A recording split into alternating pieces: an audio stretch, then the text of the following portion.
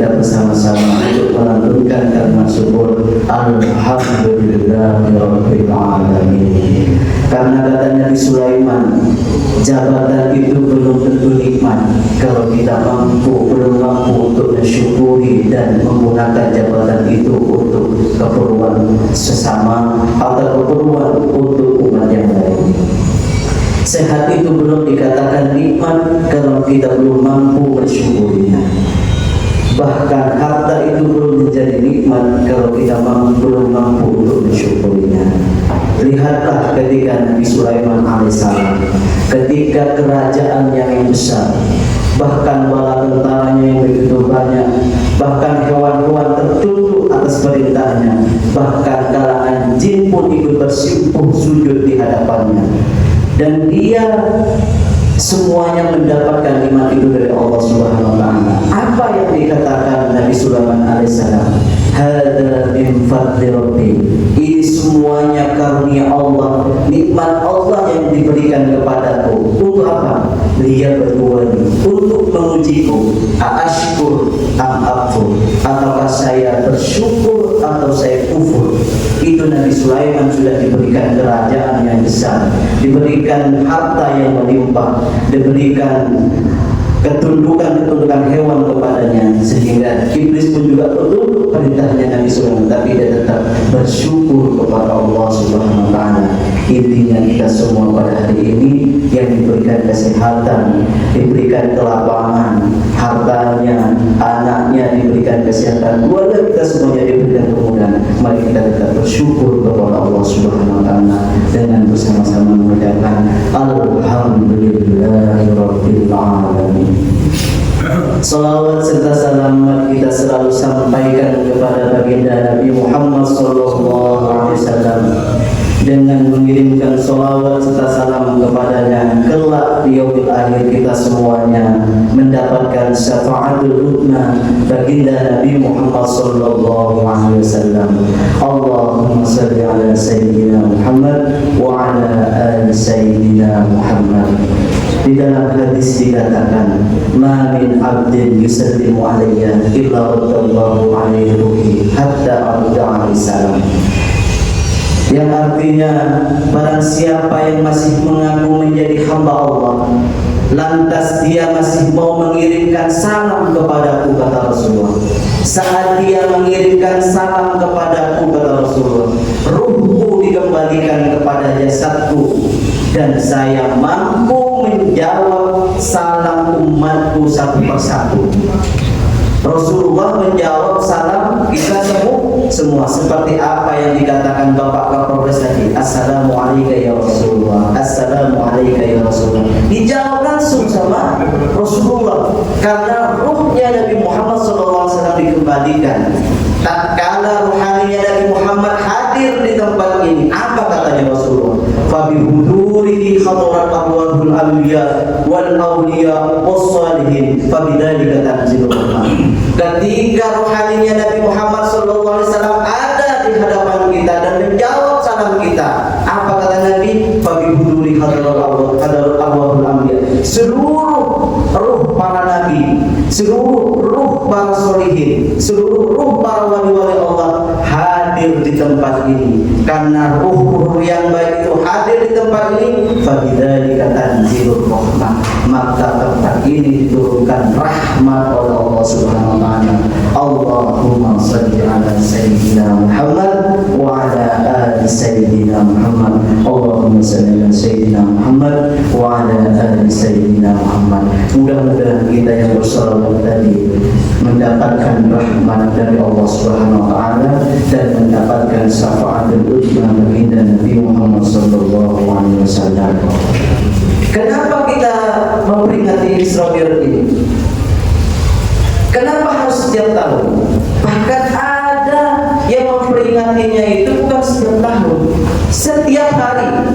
Dan alhamdulillah di masjid kita di Baitur Rahman itu sekarang sudah setiap hari sekali. Sebelum maghrib itu mengadakan Isra Mi'raj. Apa buktinya? Ya kalau di kampung saya itu 5 kali sehari memperingati Isra Mi'raj itu. Sebelum adzan itu mereka menyetel tahrim. Assalatu wassalamu alaihi. Nah itu isinya semuanya itu cerita tentang Isra Mi'raj. Secara tidak langsung itu memperingati Isra Mi'raj untuk meneguhkan keimanan umat. Alhamdulillah 1 bulan terakhir ini Masjid Baitur Rahman itu sudah menyetel sebelum maghrib 15 menit sebelum adzan itu menyetel tahlim. Apa bunyinya? Saya bacakan sedikit. Tidak baca semuanya karena itu 15 menit kalau tidak baca. Saya bacakan isi Isra Mi'rajnya saja. Ya man asra bikal muhaimin lailan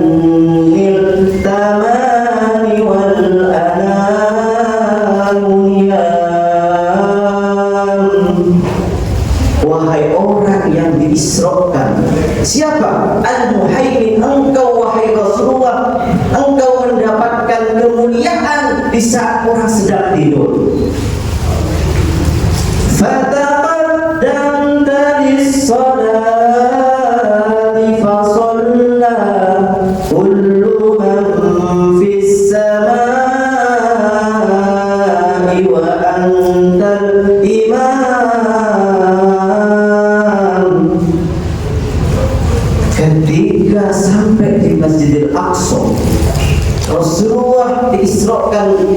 Ketika sampai di Masjidil Aqsa, seluruh nabi-nabi yang jumlahnya di langit itu ada 124.000 nabi, dan seluruh nabi yang di langit itu ada 313 rasul, semuanya menunggu Nabi Muhammad SAW di Masjidil Aqsa. Untuk apa? Fataqaddam dari sholat, untuk mengadakan sholat berjamaah, sholat sunnah. Fa'antal imam ya Rasulullah, dan Rasulullah dipersilahkan menjadi imam. Para malaikat ikut di belakangnya menjadi makmum ya Rasulullah, dan Rasulullah memimpin rombongan untuk memimpin sholat 2 rakaat sholat sunnah. Di mana? Di Masjidil Aqsa. Wa ilal muntaha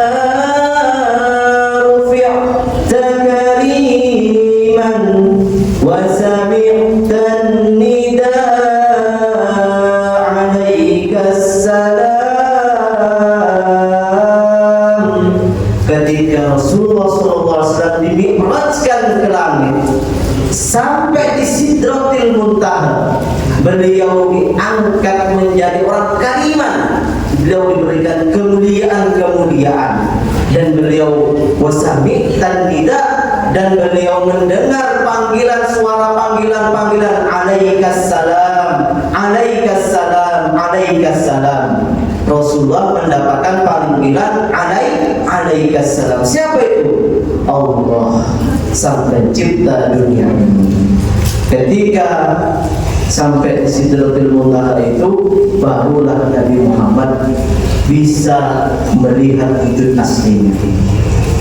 Ya karimal akhlaq, wahai orang yang akhlaknya bagus. Ya Rasulullah, wahai Rasulullah. Ini kalau dilanjutkan tidak turun nanti. Maka saya ambil sedikit saja.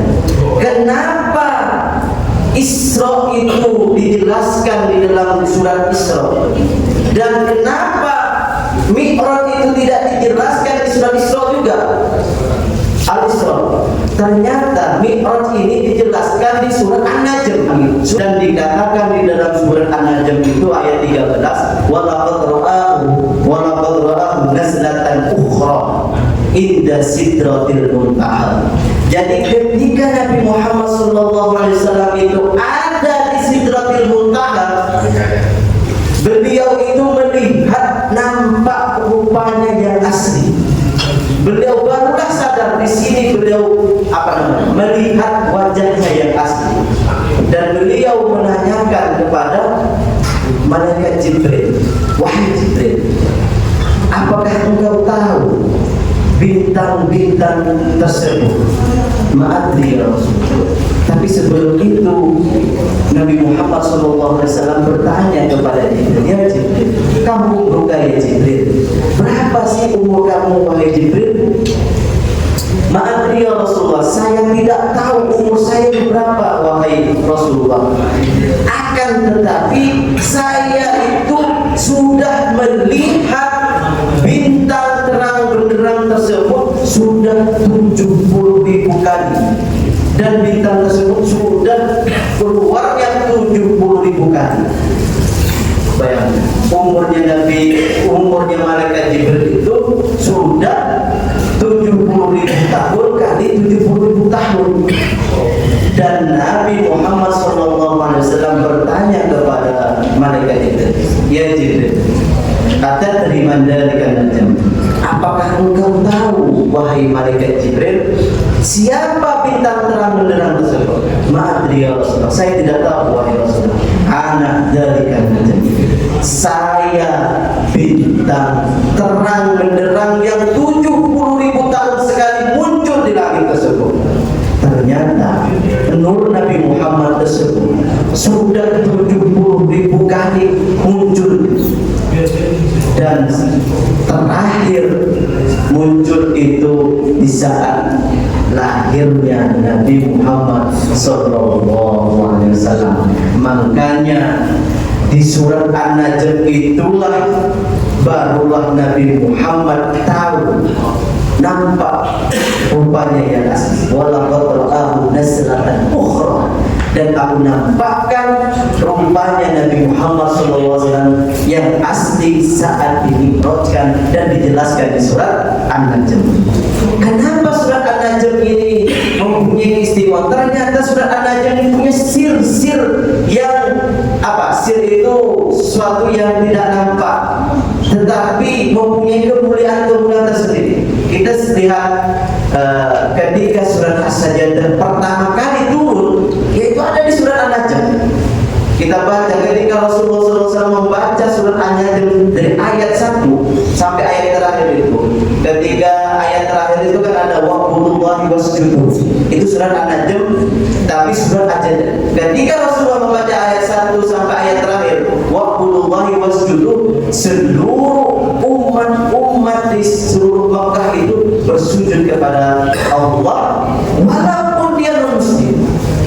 Nasrani ikut bersujud, Yahudi juga ikut bersujud, karena saking tergemukaunya mendengarkan bacaannya Nabi Muhammad SAW surat An-Najm itu.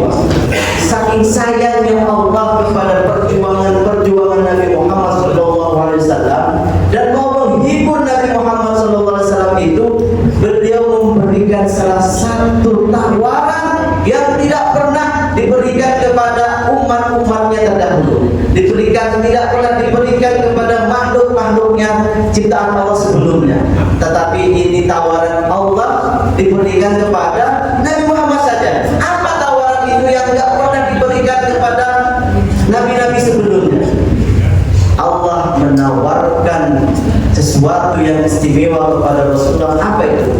Ya Rasulullah, ja'altu amra ummatika ilaika. Wahai kekasihku Nabi Muhammad, andai kata engkau mau, andai kata engkau ridha dan ikhlas, ja'altu amra ummatika ilaika, aku limpahkan seluruh urusan umatku kepadamu agar engkau bisa menentukan nasib umatmu satu persatu. Nabi Muhammad diberikan tawaran oleh Allah Subhanahu wa taala untuk bisa menentukan nasib umatnya. Tetapi Nabi Muhammad tidak langsung mengambil piala, ya Allah, tidak langsung. Unzuru ila hikmatin nubuwwati Muhammadiyah. Lihatlah kecerdasan kenabian Nabi Muhammad SAW tatkala menerima tawaran dari Allah untuk menentukan nasib umatnya. Beliau menjawab apa? Annahu qala li rabbi.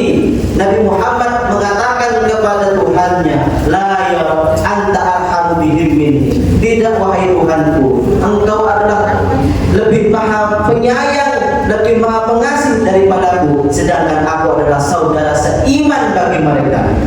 Andai kata tawaran itu berupa jabatan kepada kita, andai kata tawaran jabatan itu diberikan kepada kita dan ditawarkan kepada kita, pasti kita siap laksanakan. Pasti kita berebut jabatan itu untuk menentukan posisi posisi anggotanya di bagian ini, di bagian itu. Tapi tidak bagi Rasulullah SAW. Beliau menyadari beliau adalah makhluknya Allah. Beliau hanya saudara seiman bagi mereka semuanya.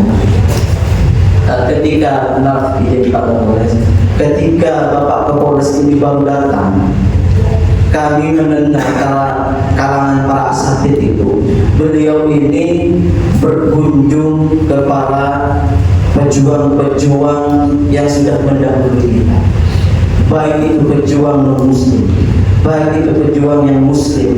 Beliau ziarahi, beliau datangi satu persatu, dan itu terdengar di kalangan para majelis taklim semuanya.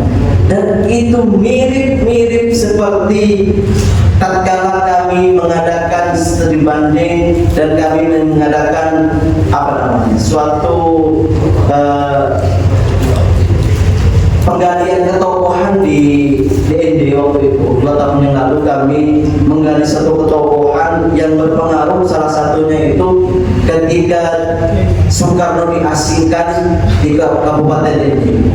Yang dilakukan Soekarno supaya dia diasingkan aman dari penjajahan, beliau itu datang satu persatu ke tokoh-tokoh yang sudah mendahului, bukan kepada penguasa-penguasa yang di ND yang bisa mengamani dia. Beliau datang ke tokoh-tokohnya, beliau bertawassul agar persembunyiannya beliau betul-betul disetujui oleh Allah, disetujui oleh para tokoh-tokoh pemudanya yang ada di ND.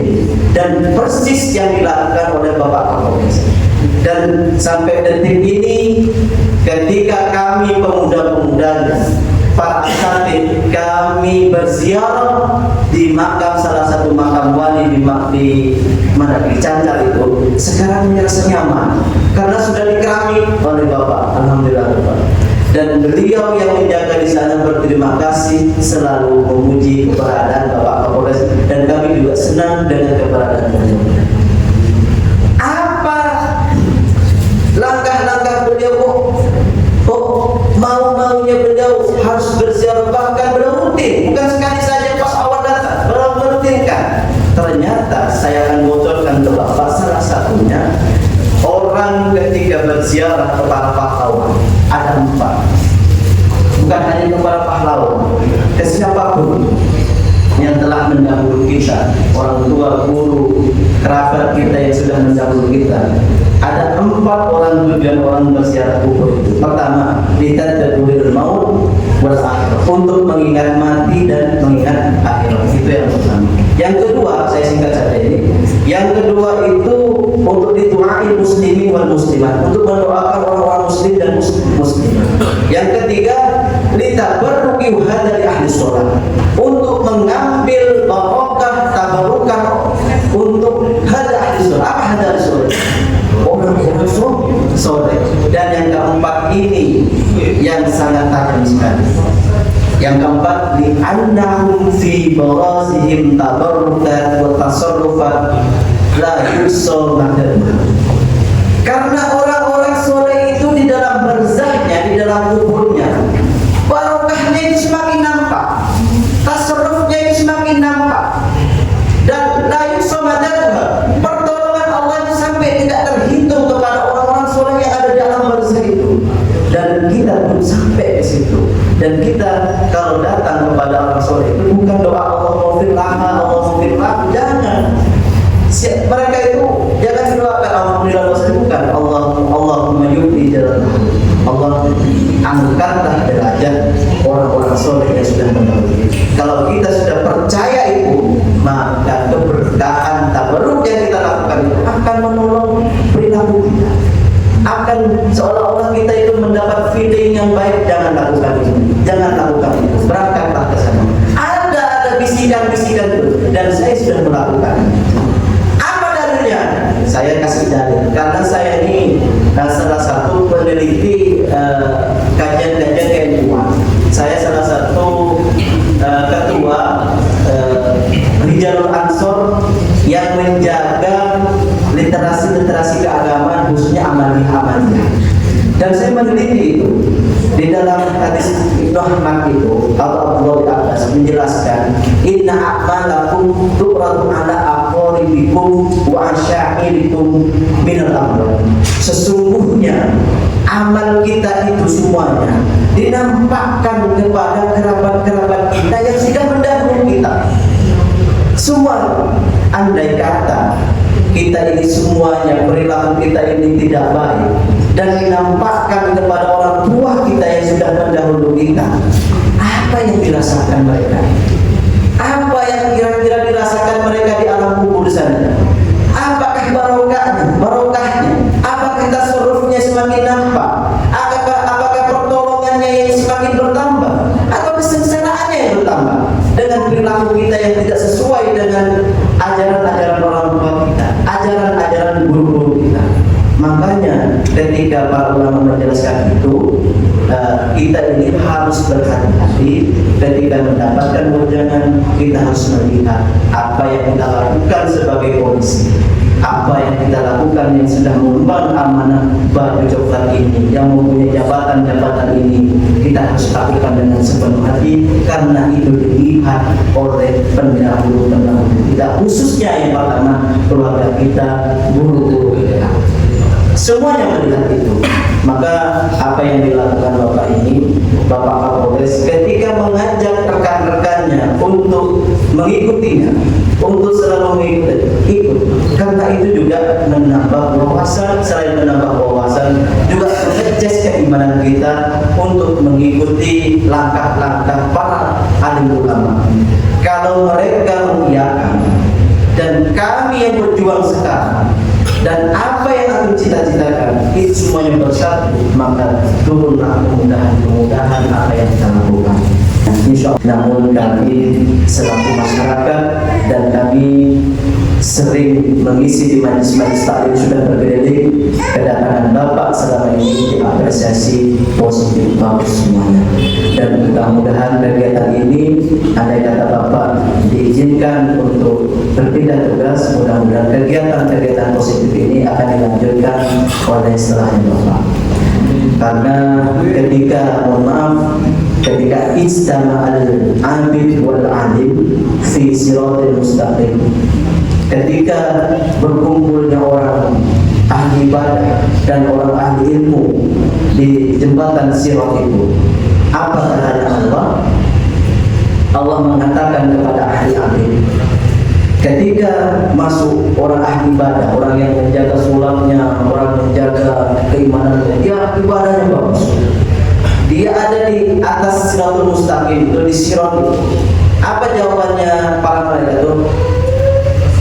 Mubasyarah ilal jannah wa tana'am fil jannah. Langsung engkau masuk dan silahkan nikmati keindahan dan kenikmatan-kenikmatan yang ada di dalam surga. Itu orang-orang yang ahli ibadah, Tetapi tidak bagi orang yang suka ilmu, yang seperti ini. Ini kan Bapak Kapolri suka kajian, suka yang membuat kajian seperti ini. Tidak, ketika dia di-stop oleh para malaikat di siratul mustaqim, tunggu dulu, kamu jangan masuk. Lihat dulu di belakang itu, mungkin saat kajian mereka sedang main HP, sedang ngantuk, sedang bicara sendiri. Tolong, kalau mereka ada yang bisa kesusahan untuk lewat sirat ini, tarik satu persatu. Itulah bedanya orang yang senantiasa membuat kajian, orang yang senantiasa berkumpul dalam kajian. Beda orang ahli ibadah, dia soleh dengan kesendiriannya, dia baik dengan kesendiriannya, dia tidak bermanfaat untuk orang lain, maka dia langsung disuruh masuk sama Allah, masuk wa tana'am fil jannah, silakan menikmati surga. Tapi beda orang yang senantiasa membuat kumpulan seperti itu, tunggu dulu, jangan masuk, tarik dulu anggota kamu yang kesusahan di sana, mungkin mereka setengah-setengah ikut kajian, tarik dulu. Artinya dia bisa masuk rombongan. Mudah-mudahan dengan ada kajian seperti ini, Allah ridho, Rasulullah ridho, dan kita semuanya ikhlas mengikuti ini. Dan kita sebagai pejabat, sebagai polisi, mari kita kerja dengan hati yang ikhlas, buat jujur, dan jangan sampai kita terkontaminasi dengan hawa nafsu. Insya Allah. Ini saja yang saya sampaikan. Mohon maaf Bapak Kapolres dan Bapak apabila menemukan kesalahan atau kurang nyaman dengan perkataan saya, saya minta maaf sebesar-besarnya. Yang baik-baiknya itu murni dari Allah Subhanahu wa taala, yang tidak baik itu murni keluar dari saya sendiri. Wallahul muwaffiq ila aqwamit thoriq. Wassalamualaikum warahmatullahi wabarakatuh.